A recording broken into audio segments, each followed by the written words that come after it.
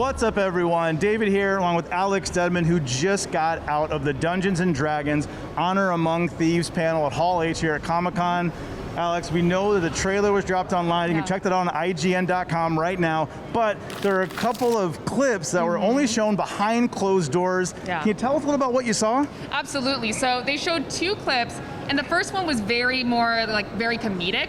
Showed them in a graveyard interrogating dead people. So Justice Smith's character, who we already kind of knew was a mage, he cast a spell to help them speak with dead people and only ask them 5 questions. And Sophia Lillis' character made a very funny meta joke about like spell rules and only getting to ask 5 questions. So Chris Pine interrogated these dead people, and there were flashbacks of a battle on a battlefield with a dragon. And then the second clip, which was much more adventure heavy, showed the main party in a big kind of gladiator arena in a maze.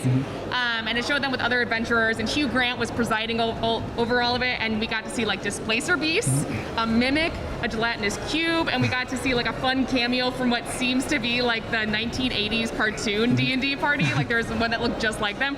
So a lot of Easter eggs, a lot of adventure, and a lot of comedy.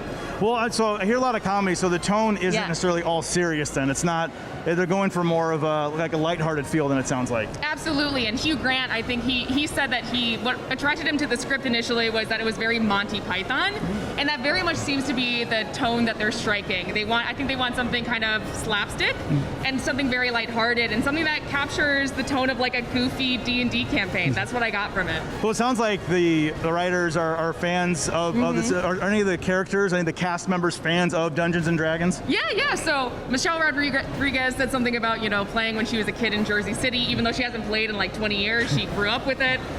Chris Pine just played kind of recently for the first time because his nephew's a DM. Regé-Jean Page also said that he's really into escapist fantasy. Sophia Lillis is really into it.